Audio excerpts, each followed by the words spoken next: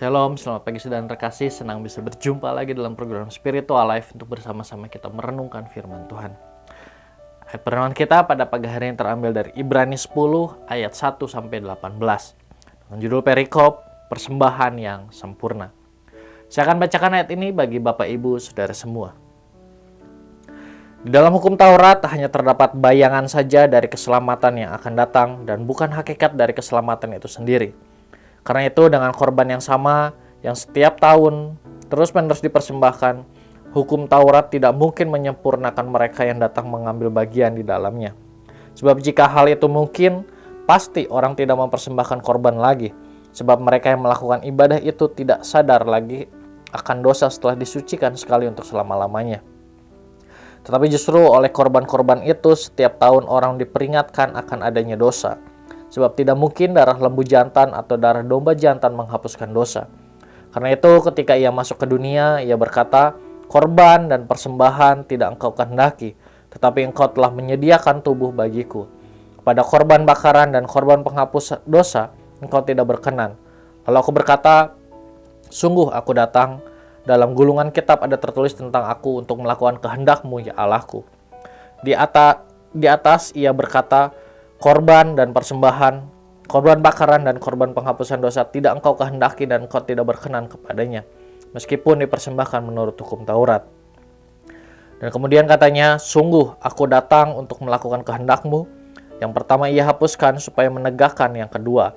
Dan karena kehendaknya inilah kita telah dikuduskan satu kali untuk selama-lamanya oleh persembahan tubuh Yesus Kristus. Selanjutnya setiap imam melakukan tiap-tiap hari pelayanannya dan berulang-ulang mempersembahkan korban yang sama sekali tidak dapat menghapuskan dosa. Tetapi ia setelah mempersembahkan hanya satu korban saja karena dosa, ia duduk untuk selama-lamanya di sebelah kanan Allah.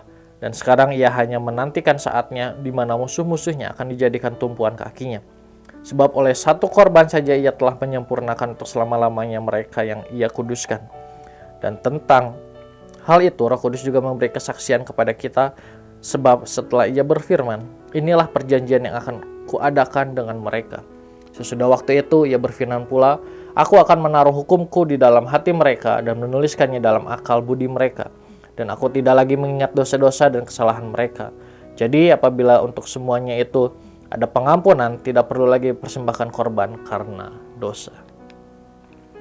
Saudara, dalam perikop ini diceritakan bahwa Paulus sedang menghadapi jemaat Ibrani yang memiliki latar belakang Yahudi, di mana mereka sangat mengagungkan tugas keimaman kaum Lewi dan juga korban persembahan. Contohnya korban bakaran, korban sajian, korban penghapusan dosa, korban keselamatan, atau korban penebusan salah. Oleh sebab itu, Paulus menunjukkan bahwa memang keimaman Lewi merupakan ketetapan Allah dan bermanfaat pada zaman dan tempatnya. Namun sebenarnya tugas keimaman Lewi untuk memimpin umat itu dirancang untuk menggambarkan kepemimpinan Kristus kelak. Sehingga jika sekarang orang percaya memperbandingkan antara keimaman Lewi dan Kristus, maka hal itu tidaklah sebanding. Selanjutnya, Rasul Paulus menjelaskan bahwa hukum Taurat adalah persiapan bagi umat Allah untuk menerima Kristus. Itu terdapat dalam ayat yang kedua. Semua penjelasan dalam hukum Taurat adalah bayang-bayang dari gambaran yang sempurna di dalam Kristus. Di dalam ayat yang 11. Hukum Taurat juga bukanlah cara yang dipakai untuk membebaskan manusia dari dosa. Sebaliknya, mengingatkan manusia akan keberdosaannya. Meskipun mereka mempersembahkan korban menurut hukum Taurat setiap tahun, tapi hal itu tidak akan menebus seluruh dosa mereka. Apalagi mereka hanya melakukan hal ini sebagai rutinitas kegiatan keagamaan saja. Hanya di dalam dan melalui Kristuslah orang percaya dapat diampuni dosanya dan dibawa menuju pada kesempurnaan yang dikehendaki oleh Allah. Saudara, melalui penjelasan Rasul Paulus ini kita melihat bahwa satu-satunya korban yang sempurna dan diperkenankan oleh Allah adalah Kristus. Ia mempersembahkan dirinya di kayu salib agar mereka yang percaya kepadanya diselamatkan. Sehingga kita yang menerima anugerah ini melalui pertolongan Roh Kudus dimampukan untuk terus memperbaharui hidup semakin serupa dengan Kristus. Marilah kita bersyukur atas anugerah ini dan terus berusaha untuk hidup semakin sesuai dengan kehendak Allah. Saudara, marilah kita mengambil waktu sejenak untuk merenungkan firman yang baru saja kita dengar. Saudara, perubahan hidup seperti apakah yang saudara alami setelah menerima anugerah keselamatan di dalam dan melalui Kristus? Jika hidup saudara masih sama seperti saat saudara belum menerima anugerah keselamatan, maka marilah datang kepada Allah dan mintalah anugerahnya, sehingga saudara dapat menyadari dosa-dosa saudara dan bertobat di hadapan Allah. Selanjutnya, mari meminta bimbingan dan kekuatan dari Roh Kudus sehingga saudara dimampukan untuk hidup sesuai dengan kehendak Allah di setiap harinya.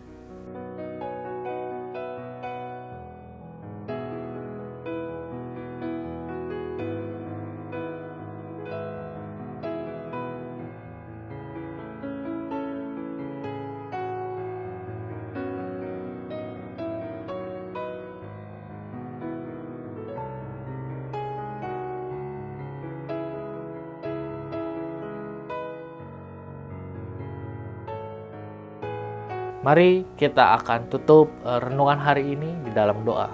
Mari kita berdoa. Tuhan, kami mengucap syukur buat renungan pada pagi hari ini yang kembali mengingatkan pada setiap kami bahwa hanya Engkaulah persembahan yang sempurna dan dapat membebaskan kami dari segala dosa.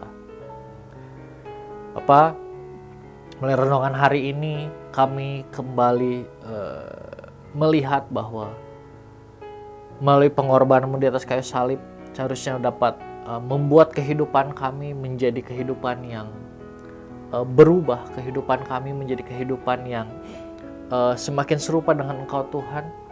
Ampuni kami Tuhan kalau mungkin selama ini kami sudah menerima Engkau sebagai Tuhan dan Juru Selamat, tapi kehidupan kami masih sama seperti sebelum kami menerima Engkau sebagai Tuhan dan Juru Selamat.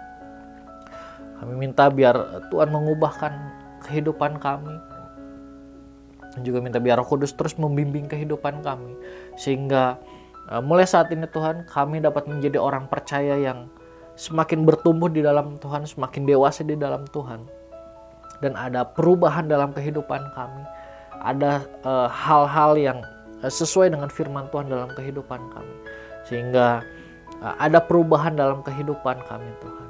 Dan melalui hal itu nama Tuhan dipermuliakan. Terima kasih Tuhan Yesus.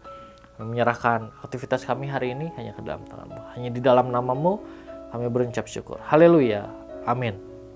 Selamat pagi, selamat beraktivitas. Tuhan Yesus memberkati.